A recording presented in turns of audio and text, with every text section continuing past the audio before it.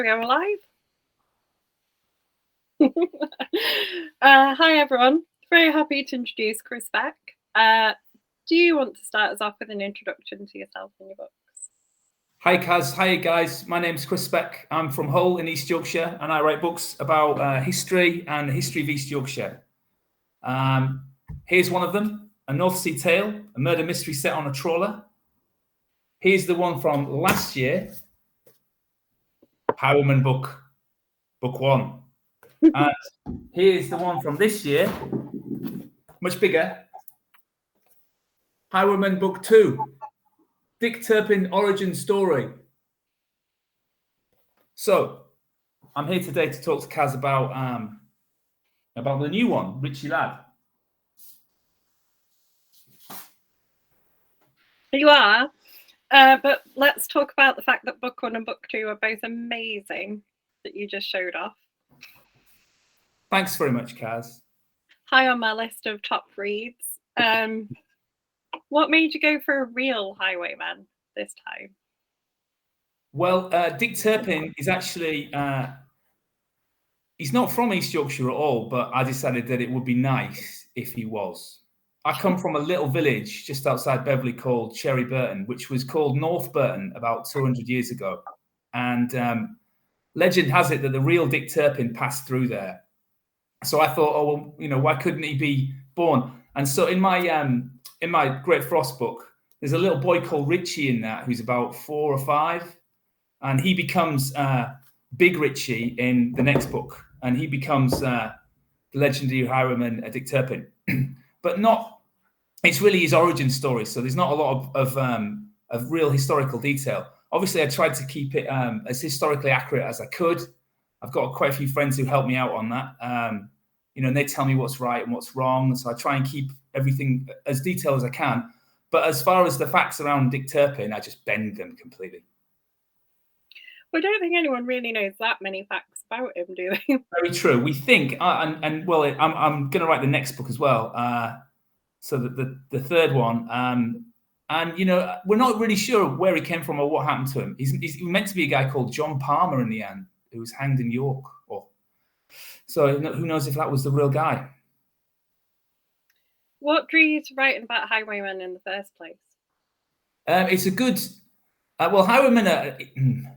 If I go back to the 18th century, the start of the 18th century, there's not a lot of law around, and England is a wild place, and people, there weren't any police. People were afraid, and highwaymen are mysterious and dandy, and they're dark, and I wanted to write about highwaymen, and I wanted to write about something that I could link to where I came from, and the countryside that I live in and I look at every day. So I wanted to set it here. And I've really enjoyed it, actually. My editor said to me after I wrote the first one, he said, please don't write any more highwayman books. So I just went ahead and wrote more highwayman books. But I promise I'm going to stop after the next 2. After the next 2? Yeah. There's going to be 2. Are the other 2 going to feature the same kind of characters, or? Yeah, they will. Yeah. So I've got the latest ones of the origin story of Dick Turpin, and the next book will pick it up sometime later. I won't give too much away. Fair enough. Seems reasonable. You don't want to give too much away. Don't give anyone any spoilers away. So you've got your highwayman hat and gun. Now seems like the perfect time to ask you one of the group's favourite questions, which is, have you ever acted out a scene?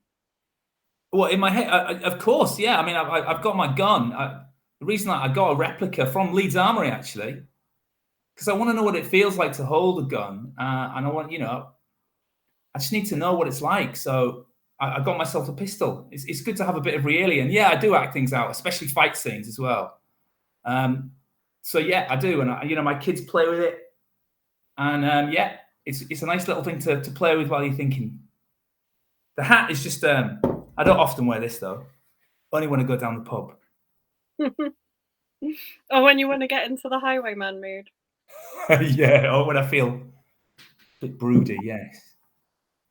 So in my ancestry, we actually have a highwayman ancestor. Oh, really? Who? He was called George, and he was hung in Edinburgh for being a highwayman. but he escaped the scene of the crime wearing women's clothes. As Oh, a cross-dressing highwayman, which is even better. what was his crime, Kaz? Literally being a highwayman, I think. Okay. So whether they arrested people for whatever they called that crime. It's in the news, you can find it. There are like newspapers and things about him. Well, of course, what they like to do with highwaymen, I mean, to be honest, someone like Dick Turpin was just a horrible thug in real life. It was only 100 years later when the Victorians got hold of it, and they would write those little penny dreadful pamphlets that sensationalized highwaymen and made them what they are today. Really, highwaymen were pretty nasty guys. You know, they were not very savory, thugs and brutes. And I think really that's what Dick Turpin was, but not in my book. He's very nice.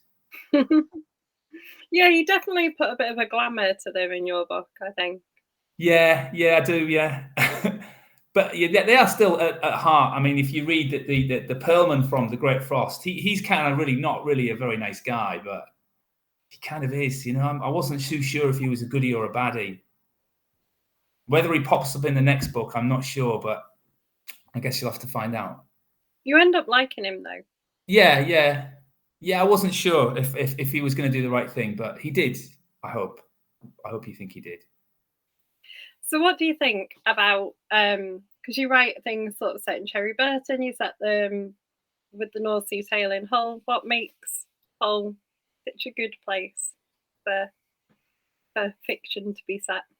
Nobody writes about this area. Nobody writes about you know, there's a few people who write. There's a couple of writers who do write about Hull. There's the crime writer Nick Quantrill, who's really good, and there's the science fiction writer Lee Harrison, who sets all his science fiction books in Hull.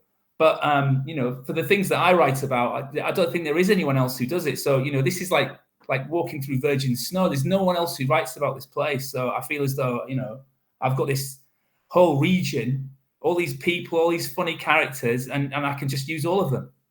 So you know, I feel quite lucky to have a great big place to look at. When I was a young guy, I used to read a lot of books and think, oh, I wish I lived in an interesting place like that with, you know, fantastic characters. And it's as I get older, I realize that I do live in that place, and there are these fantastically interesting characters and people with backstories all around me, and maybe all around everyone. So I try and use the people that are around here that I know. It's not because I particularly love it around here. I mean, I do like it, but it's what I know and it's what I see all the time. So I don't have to research anything because it's right on my doorstep. But then you set yourself the challenge of writing books set in the past, so you do have to do research. Well, yeah, I guess I do, but it doesn't feel like research because I'm kind of interested in it anyway. So, and you know what? In a way, what writing historical fiction is kind of, you just take all modern things out of the equation. In my 20s, I lived in Papua New Guinea for 2 years as a volunteer teacher when I was about 24. And so I went from, you know, living in the Western world to living in a place, in a village, a really rural village in Papua New Guinea. And, you know, so I know what life is like without any technology. And, you know, I just have to put my non-technology head on and, you know, it's fine. And in fact, I learned a lot of things about, you know, village life living in Papua New Guinea, you know, simple things, swapping things, looking after people, being good to other people, you know, because everyone works together in a village and that's how it is. That's must have been an amazing experience. Yeah, it was amazing and terrifying. I lived in a place called Kiunga on the border of Irian Jaya in Papua New Guinea. And I was just a 24-year-old guy. And I was the English teacher at the local school.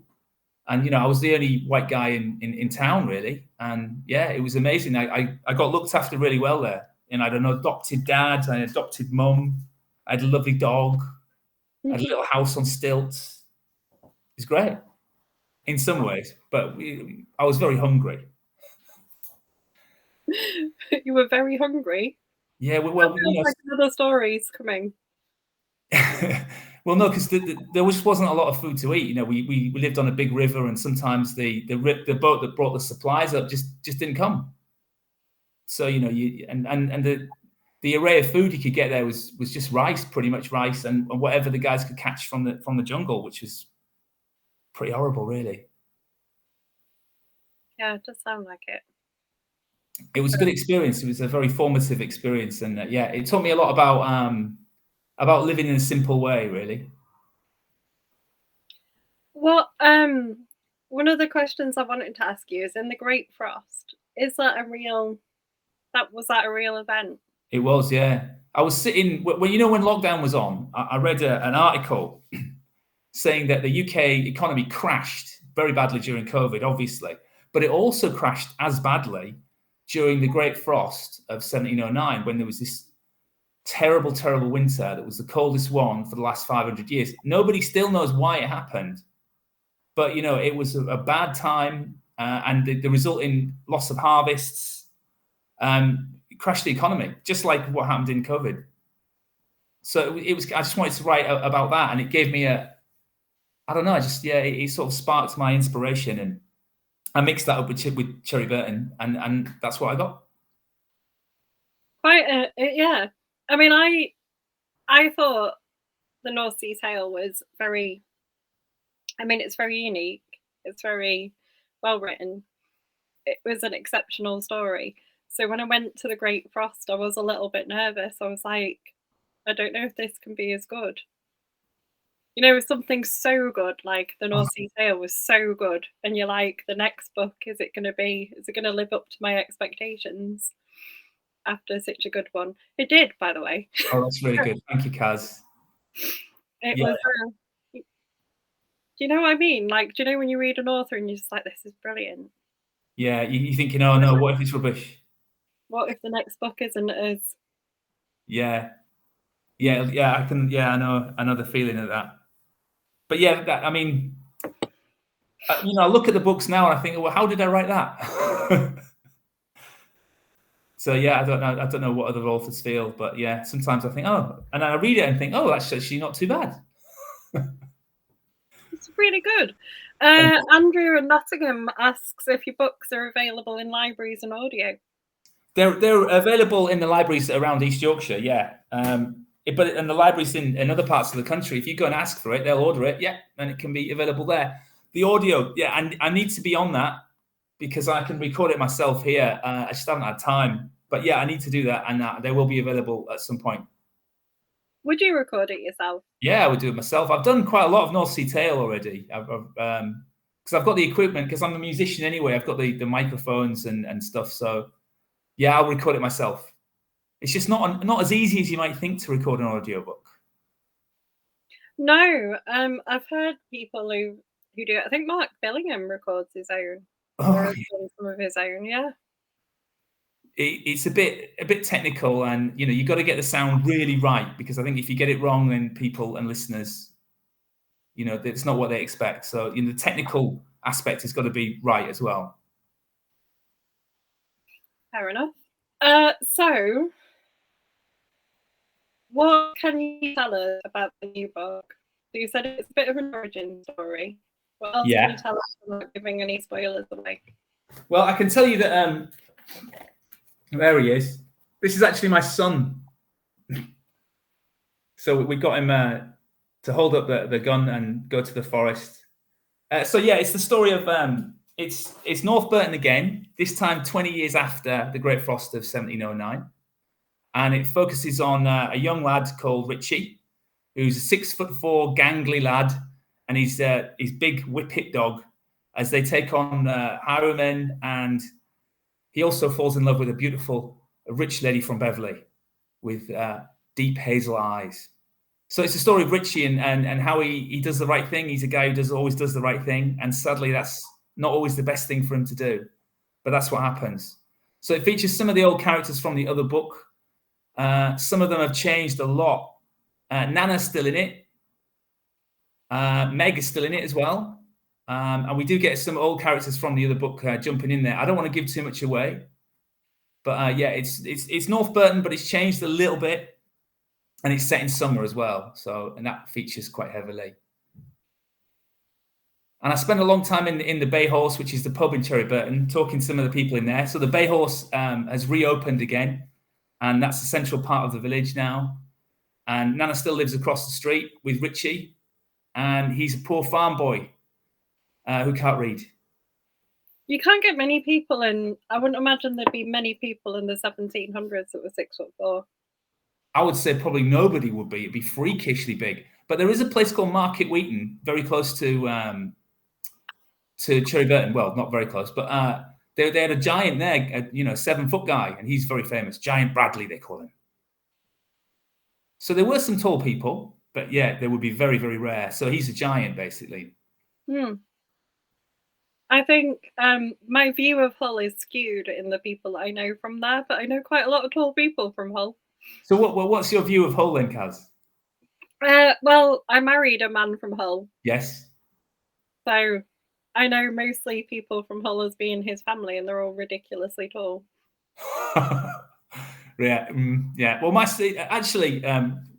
Richie is based on my son. My son's 6'4", so I based it on him. And I hope he's not watching this. But one day I came home and I found him, a bit distraught. A girl he liked had basically told him she didn't want to see him anymore, and he was a bit upset. And he was just. I thought, I'm gonna have to write this in a story. So he is Richie, even though he's 6'4", 17, a bit daft, honest, a bit brave, a bit lost. Have you used real people as inspiration in any of your other books? Loads, yeah. I always ask him if I can as well. So if you remember the North Sea Tale, do you remember the fisherman called Simo? He's the bass player in my band, Black Kez. In The Great Frost, Nana is my mum. There's some other characters in there as well. In the new book, I've used a couple of my friends. I've got, I'm trying to think who's in it. Yeah, I've got Johnny Lowe from the Bay Horse, who's just an old friend of mine. He plays a character in there as well. So yeah, I've used loads of real people. But I've asked them all, so hopefully it's okay. And I've been nice. They're always goodies, never baddies. Do you have your books for sale in the Bay Horse? I think they are. Yeah, I mean, I don't think they're for sale, but you can definitely read them. They're definitely in the library there, so people can go and have a little look when they're having a pint. What are you doing for launch day, apart from talking to us? So for launch day, well, we've got a lot of things going on online. I've just been and dropped off loads of boxes of chocolates for my friends, just to get them to, sort of give me a bit of support. And things going forward, we'll just keep plugging it on the website. We've got a few things happening. I'm talking to you, but it's mostly online, to be honest. Have you ever had a real life kind of physical launch party? We haven't, but we will do one day, I'm sure. Just because it's not something that I've set up before, and I'm not sure how many people I get to come. So if I'm going to do it, we're going to do it big. I'm sure you've been to lots of launches, though, Kaz, yeah? No, I haven't. Do you know? I don't think I've ever been invited to one. Oh no! Well, I'll tell you what. I'll invite you to my next one, okay? Excellent. And we'll have free wine or something like that. I mean, unless I've been to a book event and it has been a launch, but I don't think I've ever been to a launch party.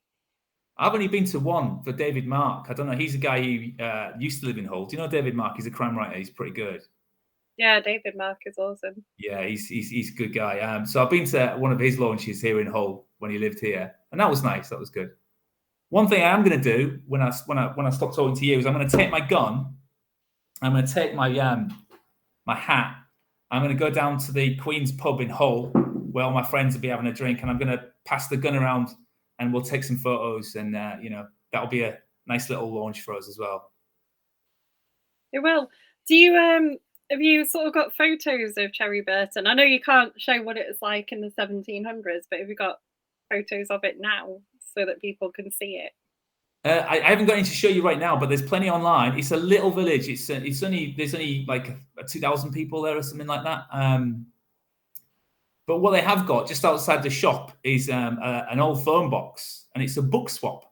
So you can pop in there, put your books in, and swap them. I always go in and put one of my books in, and they read it and bring it back. So I don't get too many sales, I guess, because they just know that they can go and pinch them from the phone box. But yeah, it's a nice little village. Back in 1722, it would have been really, really, really small. Yeah, I can imagine. There's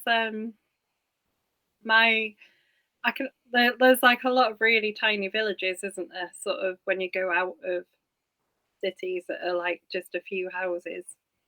Well, when you get into rural East Yorkshire, it's kind of a sort of magical place, really. That there's places that will be here one day and then not the next. Like Brigadoon or something like that. It's kind of got that weird, like eerie vibe. And if you go even further east of Hull towards Withensea, well, then there's really no people there. There's no cars. It's just it's kind of like the north of Scotland in some ways, empty, and that's scary for a modern person. And it's like quite a unique landscape around Hull, isn't it, as well? Because it's quite flat and it's just flat, completely flat, and the sky's big and wide. And yeah, it's kind of like that. The people are they're friendly, but they're not overly friendly. And they'd much rather say mean things to you than nice things to you. And if they like you, then they'll be really mean to you. And if they don't like you, they'll probably be quite kind. is that the case? Yeah, I don't know. Is it like that in Leeds? I mean, if you're friendly with somebody, you generally sort of you kind of say nasty things to them. I feel like Leeds is quite friendly. Okay, yeah, Hull is too, but you know who's joking and who's not really. So they are friendly, but in their own way, and you have to know that kind of way. Aggie, who's watching, says she'd love to have a little hut there with no people around. Oh yeah, you should go. You should go visit once you go past Hull towards Withensea. There, go to Spurn Point.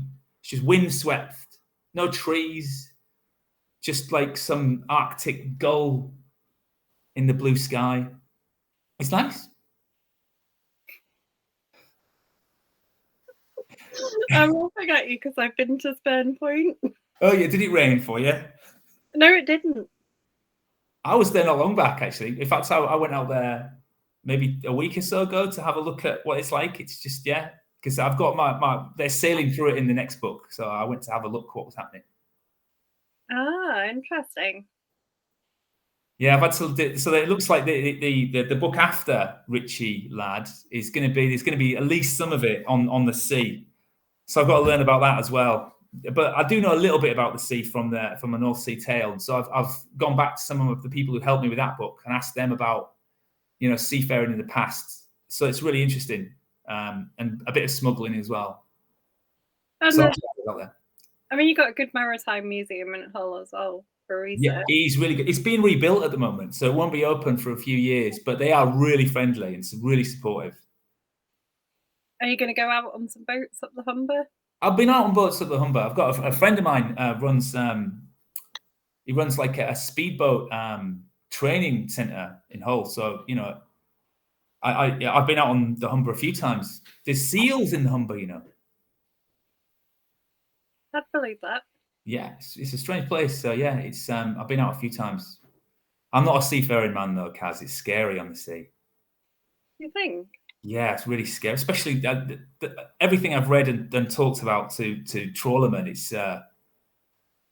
It's terrifying, that's why I think trawlermen have got this sort of fatalistic sense of the word, because they know that could be swept overboard, or the boat could be upturned easily. Yeah, but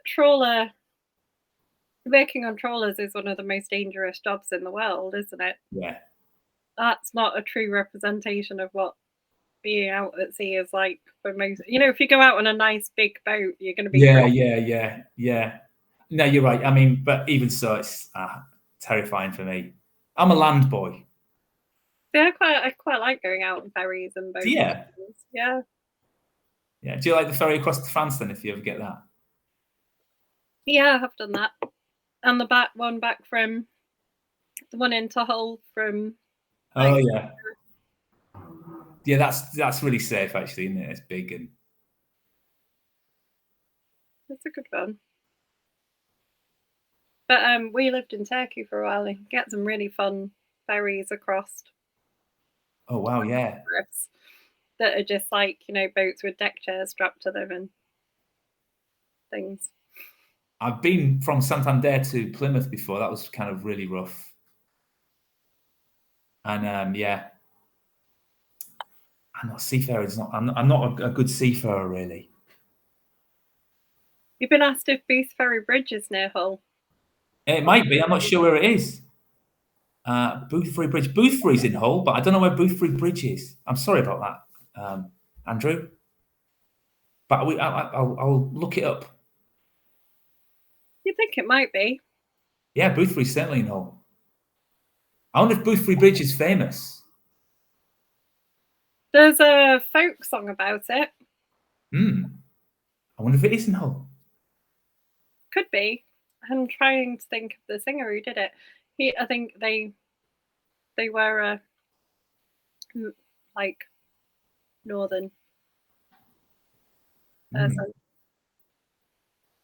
Boothferry Bridge. Well, I haven't got my guitar to play for you today, Kaz. Oh, sad times. I bet it's a sigh of relief there. Like, oh. Do you want to tell people about the band that you're in, though, even if you don't have your guitar to play us? Well, yeah, I'm in a band called Black Case. We've been going for a long time, about 10 years. We're a whole band. I'd actually play the washboard in the band, so I'm the kind of the drummer. We're kind of a punk band. We're going to be playing a lot this summer. We're playing at Beatheader Festival near Leeds. We're playing at Nowland Festival in Nottingham, and we're playing in various places in Hull as well. The music is fast and loud, and it's not the kind of thing you would listen to if you're just going to sit down and have a cup of tea and listen to some music. But if you're in a packed venue and you had about 3 pints, you'll love it. So yeah, we play a lot, and yeah, it is a good laugh with the guys. It's a different thing from writing, but yeah, it's good. It's good fun. So you aren't a songwriter then? I am a songwriter, but I don't really write many songs for Black Keys. I do play the guitar. I do write songs, but I don't tend to write Black Keys songs really. I help, but I don't really write them. We've got a couple of really good songwriters in Black Keys. Do you ever have like a playlist for the books that you write? Very musical. I'd imagine that you do you write to music? Do you? No, I don't. I write to noise though. I've got to have the radio on or people around. It's got to be noisy or I can't concentrate. I just guess that's from living in a busy house all the time. So the radio's always on. But specifically music, no, because I would end up listening to it. I'm all right with the radio and people talking because I can tune those out. But if it's good music, then I'll end up listening to it. I won't be able to write. So, but yeah, I do. If I'm going running, a lot of my ideas come from when I run. So if I listen to, folk music, I tend to think more about the 18th century. So I listen to a lot of Kate Rusby, and maybe I shouldn't say that, and I did send her a couple of my books, for which she wrote back and said thanks very much. Has she read them though? There'll be a doorstopper now out in her shed or something like that. I don't think that's true. It can bring people together. I'm sure like Mike Craven has got pictures of himself with like sort of the band members from like one of his favorite bands. Oh, cool! Yeah. Read one of his books, and let's hope so. Yeah, he's a big punk fan, isn't he? Yeah. Stiff Little Fingers and stuff. Nice. It might have been the guy from Stiff Little Fingers that you had a picture with. Nice. Yeah, good stuff. So, but yeah, so you don't have a playlist for your books? No. You mean that I listen to while I write it? No. It's just whatever's on Radio 2. You don't get into you're not like a method writer. You've not got 17th century music playing or. Well, no, because I think if you're writing a history book, I can never really get into what they would be like. They might be historical characters, but they're still modern characters.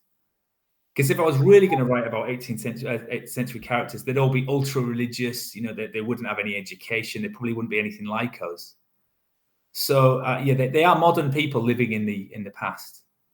But yeah, it's nice to get the gun and to sort of think about how things would have been then. But music, no, I don't. I try and imagine it. Is there, so obviously because you got Dick Turpin in these ones, are you going to have to travel outside of Hull? Yeah, but I don't like it. I don't mind going to York. I mean, York's about as far as But yeah, no, I will travel outside of Hull. Yeah, that's what I need to do. I mean, yeah, and I think I'll definitely in this the book after Richie Ladd, he will be traveling quite extensively. It's going to be set in 1744, which is quite a big year in the UK. It's when there was nearly a war with Scotland. So it's quite a dangerous time. What else made it quite a big year? Just nearly the war, or? Yeah, it was quite a big thing. 1744, when the Scottish Army marched into the UK. There was potentially another civil war coming, or another war. So it was quite a serious time. I'm still researching all that. What's kind of the most interesting thing you've researched?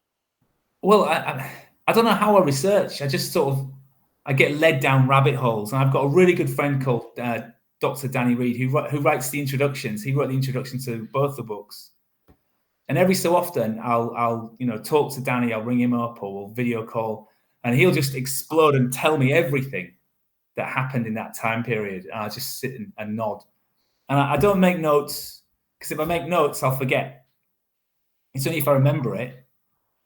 Then it's worth remembering. So he tells me an awful lot of stuff, and he's the guy who helps me out with the detail. So yeah, Danny Reed is a historian from he's from Bishopburton, just near Cherryburn. What's his specialist kind of time of history that he's most interested in? 17th century. No, sorry, the 18th century. He's an ecclesiastical historian. So he helps him out with many, many things. And really, he sort of helped to sort of colour the century. It's a really important century. Things really changed a lot. And, a lot of the things we do now come from that time. And it doesn't get taught in schools. And I think, and certainly, people don't know what happened in the Civil War. And that was quite a long time before the 18th century. But pivotal moments for British history and for our culture as well. I think going back to thinking about the North Sea Tale as well, there's a lot of history in Hull and East Yorkshire that we don't learn about kind of outside of it that's quite influential. Yeah, I am conscious of that. And I am conscious that, how would somebody from maybe London or New York, or how would they relate to the story? So, I try not to make it too, that you have to be from around here to read it.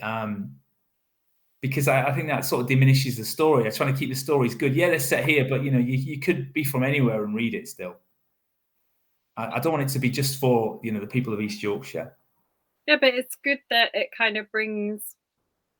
I think that's what I'm trying to say. It's good that it brings sort of some of that knowledge out. Yeah. Well, I mean, there's loads of places in the UK I don't know anything about, like Worcestershire or even Essex. I have no idea what happened there, but they're just as full and as rich with history as the East Riding is here. There was a lot of witch trials in Essex. Ah, yes. A lot of bad things going on. That's about as much as I know. It's more than I know. No, I know a little bit about it, but not a lot.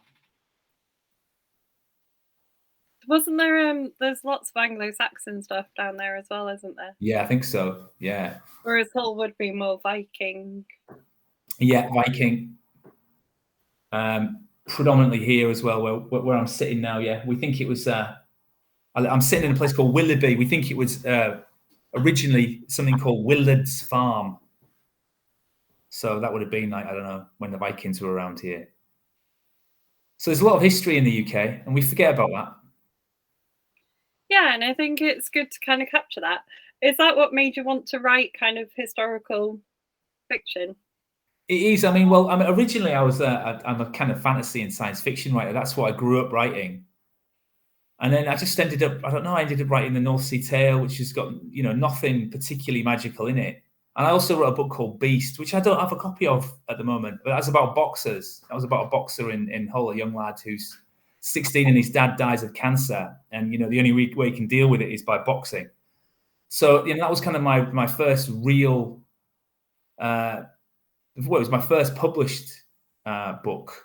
And it was the first book where I stopped putting magic and spaceships in things. And I found that I enjoyed it a lot more. And I never set out to be a historical novelist at all. They're just stories that I'm interested in. And it's not, the history's not the thing that's in it. It's the characters that drive it, really. So what kind of sci-fi do you like? Well, I used to love, my favorite ever thing was the British comic 2000 AD. That was my favorite ever thing. And for many years, I don't know if you heard of it before, Kaz. It had Judge Dredd in it. And from being about 14, I used to write, every year I would write a comic strip and I would send it to 2000 AD. And every year they would send it back and say, no, it's no good, thanks. And I did that up until I was about 28. So I probably, every single year I would write. And so I just thought, this is not working. But that would be, I mean, more than anything, to write a story for 2000 AD, the comic would be the dream, really. You can do that though, can't you? Go to a story to 2000 AD, you can still do. Yeah, I could still write to them, but it's a different thing. It's like the genre of writing scripts and comics. It's a different thing from writing a book because you've got to describe things for someone else to. You have to describe things for the artist to do, and I've never done that. I'm not sure if I can do it. One thing you wouldn't be tempted to do it with your books then? What, to get someone to do a comic from it? Yeah, I'd be happy for them to do that. That would be okay, because I get to describe and use descriptive language. But scripts, I have to squeeze it all into the dialogue. I think that's quite hard. A bit like poetry, which is really, really hard and too hard for me. Laura Hamilton wants to know, if you could travel back in time, what period would you travel back to? I'm not sure, Laura, to be honest, I'm not sure I'd like to go back in time. It would be pretty horrible. If I could go back for like an hour and then come back here, I'd be happy with that. But I would like to go back to the 18th century, yes, just to have a little look about. But the food would be bad. There'd be no internet. It would be really hard. So yeah, I'm not sure I would like to go back into history at all. I guess that's what I do with my books. If you could Bill and Ted it back, so you just went for a bit and then came back. Oh yeah, I think I'll pop to. First of all, I go to see the Vikings, and then I would zip back to see who built Stonehenge. And there's also a monolith in East Yorkshire called the Rudston monolith, which is a huge bit of rock next to a church in a village called Rudston. I would pop back and see who built that and what they used it for. I'd go and see the Vikings. Would you? Mm. Yeah, we have to be careful, though, Kaz. It takes like a gun or something like that to defend ourselves. Or just go to like a more peaceful part. Yeah, we'd have to get the right clothes. We'd have to, I couldn't wear my glasses or anything like that. I don't know. It'd be hard. I wish I could ask Laura what time. Laura, where would you fancy going to? Let's see if she replies. What have you read this year that you've really enjoyed? This year, I've been reading Alex Scarrow. I really enjoyed that. Mr. Craven, of course, is very good. I've also been reading like some really, they're not boring trawler books, but they're books about trawler and fishing. And I've been reading, and I'm going to get his name wrong here, the very, very good Japanese writer, Hirokomi. I always get it wrong. He wrote the Kafka on the Beach, which is what I'm just reading now. Excellent stuff. Murakami. That's the one. Yes, I've been reading that. I love those books. Oh, I've lost Chris. Andrew has asked while we wait for him to come back if his books are on Kindle, and they are. Andrew, all on Kindle. Go and download them. Start with No Sea Tale. Well, thanks. Have you got me book? I'm not sure what happened there, Kaz. No, I've got you back.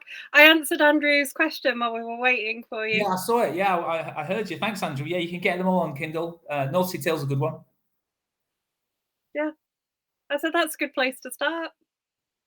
Yeah, that's a good one. Thanks, Andrew. Or begin the Highwayman series with The Great Frost. Yeah, you can go for that one, The Great Frost. Yeah, that's a good book too, hopefully. It is. It's an excellent book. Cracking. Both books get 5-star ratings from me, which is thank you, Kaz. Yeah, highly rare.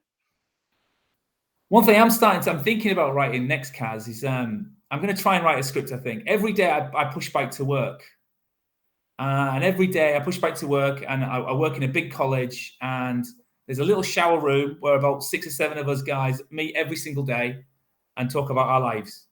So I'm thinking about writing a script about cycling to work, because some of the things they talk about are hilarious. I've got to record them and remember them.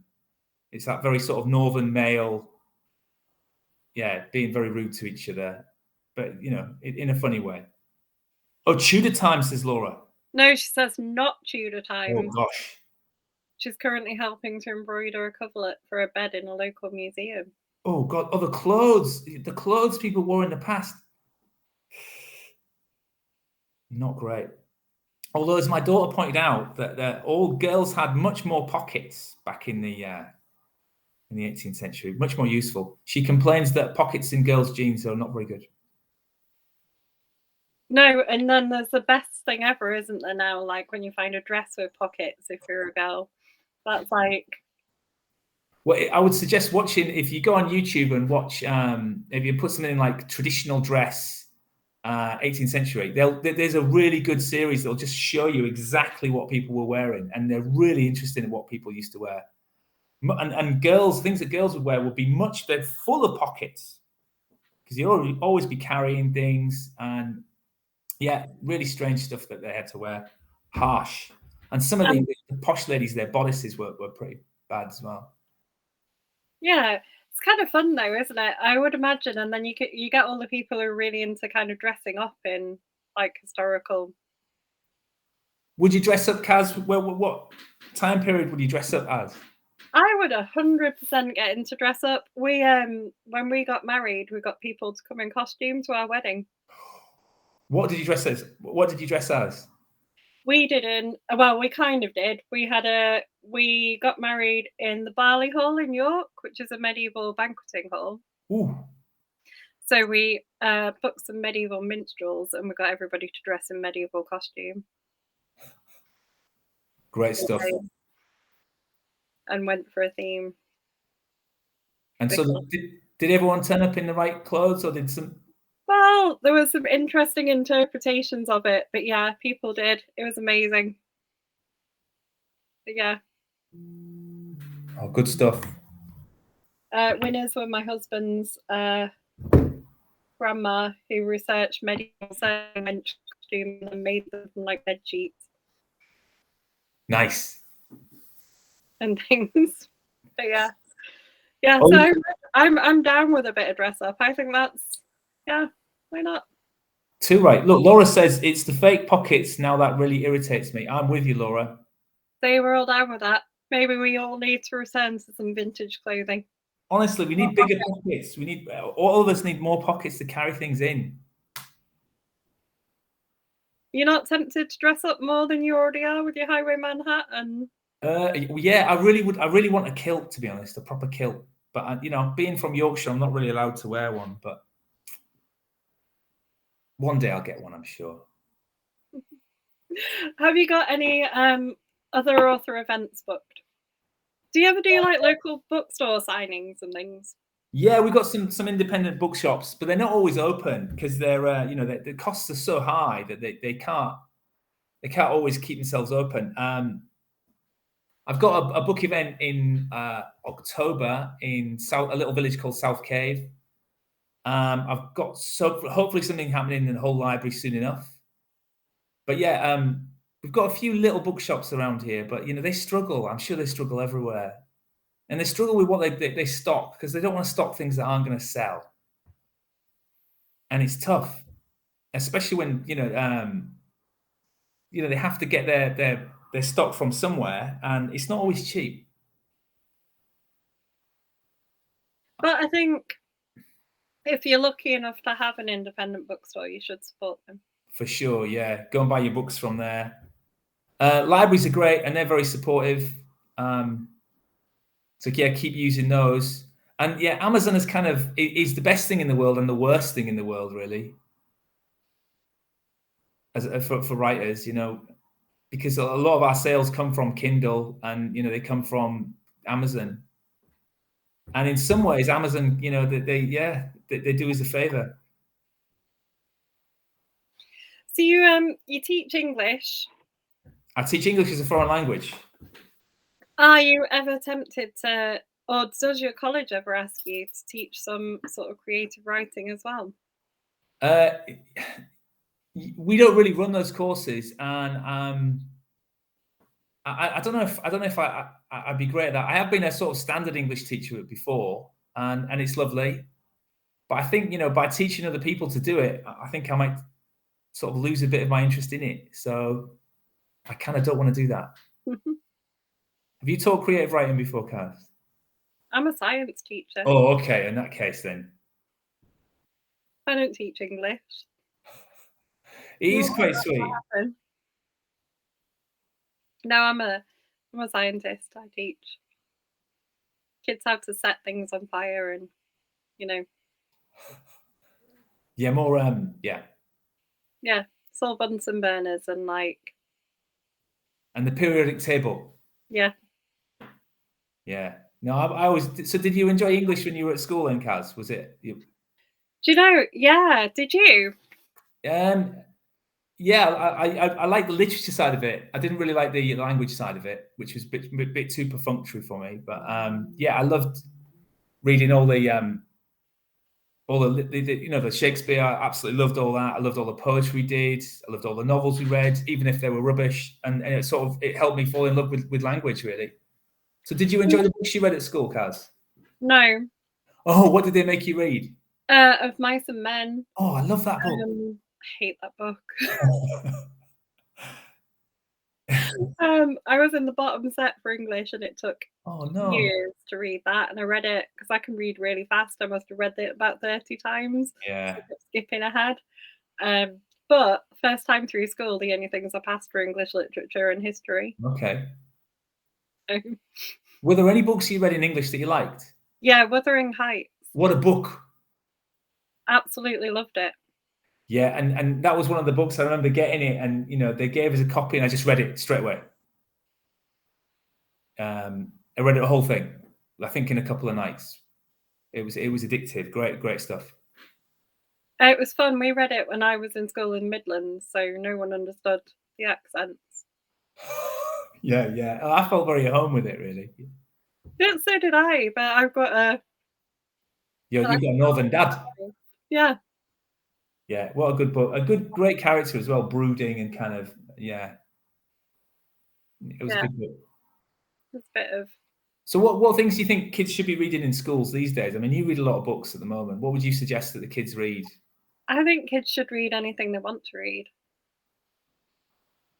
Within reason. I think you should just let kids explore. But I think if you force people to read stuff, that's when they tend to lose the enjoyment. Yeah, I agree with you. I mean, it's good to study things like Shakespeare, because if you don't really study it, you don't understand it. And if you've had studied like a Shakespeare play and you can go and watch it, you can get loads out of it that you wouldn't be able to do if you'd never done that. So I think maybe they need to be forced to read a little bit of Shakespeare, but yeah, otherwise. Oh yeah, Shakespeare's magnificent. Yeah, I'm a big fan. Yeah. But I think it should be. I think it's good to have the set texts and things that they do for GCSE, but I think you should be allowed to. I think all this read certain things is a bit. Should just be allowed to explore. What crime book would you suggest that that kids should read in GCSE? I have no idea. What question is that? I don't know, yeah. Because there's some brutal things that happen in some of the crime books at the moment, aren't there? Yeah, some people, I know some people teach crime writing with the lamb to the slaughter, you know, the Roald Dahl story. Oh, yeah, yeah. Oh, yeah, I know that one. Where she cooks the leg of lamb, doesn't she? Yeah. What crime book would you recommend? Well, for kids to read? I don't know. I mean, I like the original Arthur Conan Doyle. You know, I'm a big fan of Sherlock. That's kind of very British. I like that one. Maybe a David Mark book, because I like David Mark. I'm sure David Mark would love to get the school budgets being spent on him. Yeah, but you know, he's a good writer. He's a really good writer, and his characters are great, and they're real. They come off the page, and yeah, and the plots are great. He's a great writer, great crime writer. Whenever I'm in the library and I see an old fella, I say, "Oh, you want to read some David Mark?" He'll go, "Okay." It's set in Hull, you know. They love that. Yeah, but then you could say that about your books as well. Yeah, I could, but I'm not that great at self promotion. It kind of, I think that's maybe all writers tell you that, Kaz, do they? That they find it hard to talk about their work and big it up. I think it can be hard. And do you find that quite tricky? Because you can't have a lot of time. If you're teaching, writing, being in a band, how do you find the time to kind of market the books and stuff? Well, my publisher does quite a lot of it. You know, he talks to people. He's good at that kind of thing. But it is hard to sort of say, you know, oh, look at me, look at how great I am. Because, you know, I'm not, it's not what I'm like. I find it really hard. So if I try and focus on the story and try and explain that and be excited about that, then hopefully readers will be excited about that too. But yeah, it is hard to sort of self-promote, I think.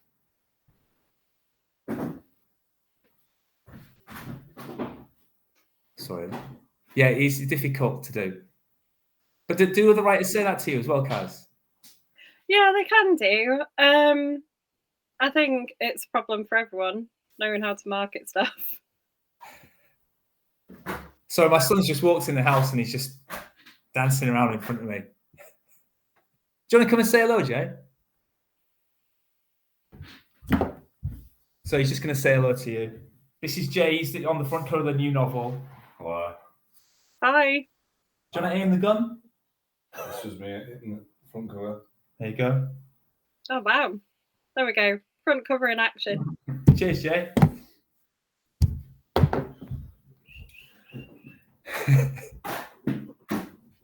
Oh, Samantha says hi, Jay. Hi. So I'm looking in the kitchen. I work right here because it's like the heart of the house and it's where all the noise is. So that's where I want to be. So when do you write? When do you find time to write?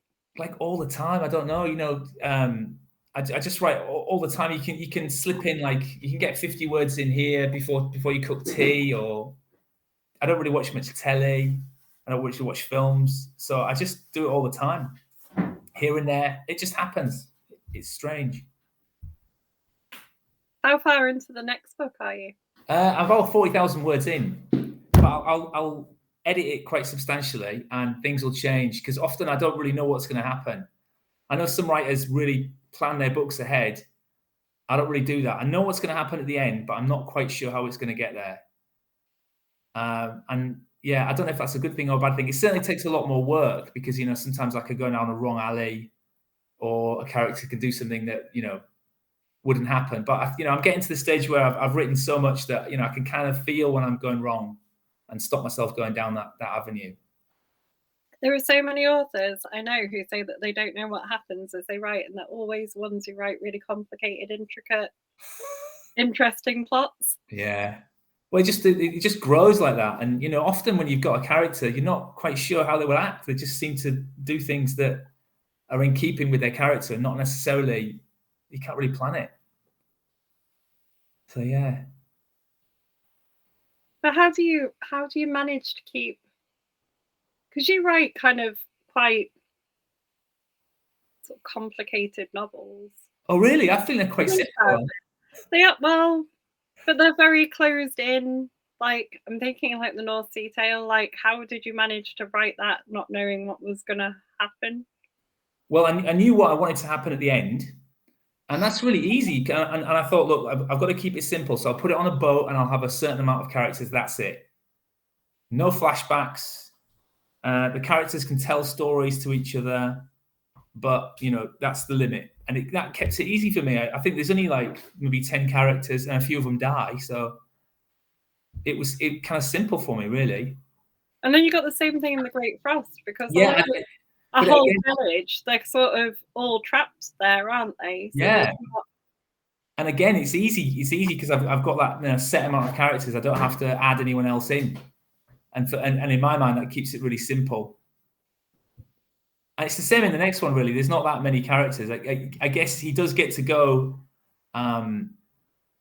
He just gets to go out of Cherry Burton, North Burton a little bit. He goes to a few of the places. He visits Bridlington, and he goes to through East Yorkshire. But really, there's not that many characters. Fair enough. We've got about 5 minutes left. Okay. Right. Sell everyone your books. Okay, I'll go through them again. So give us a thing. Give us a rundown of each of them so that people know what they're going to go and buy, because they're all amazing. And everyone needs to go and buy them. So my first book was called Beast. It was set in a Northwell estate about a young boxer who loses his dad to cancer. His name's Tony, and he faces up to gangsters and drugs and the death of his father, and a huge wolf called the Beast of Barmston Drain, which is a legend here in Hull. My next book was called The North Sea Tale. It's a murder mystery set on a North Sea trawler in 1975, right at the end of the sort of golden age of trawling. After that, the trawling industry finished forever. It's about a skipper called Captain Richard Bird, and how his crew sailed through the icy north. My book that came out last year is set in the Great Frost of 1709. It features a highwayman called the Pearlman who is injured, and he gets taken in by two girls in North Burton, and they nurse him back to health and manage to get through the coldest winter ever. My next book is called Richie Ladd, and it features a very, very young lad called Richie Jackson, who turns out to be the legendary Dick Turpin. It's all about him and his big, daft, lanky head and his hunting dog, and it's their adventures in East Yorkshire. And it's kind of sad as well, I think. And there'll be another one out in next year to follow up to this. And if people want to buy a signed copy, can they do so from you? Definitely. If you DM me, I'm happy to send one through. No problems. Marvellous. So then all that's left to say is thanks so much for joining us. Thanks very much for having me on, Kaz, and thanks to everybody out there. Keep reading, and thanks very much.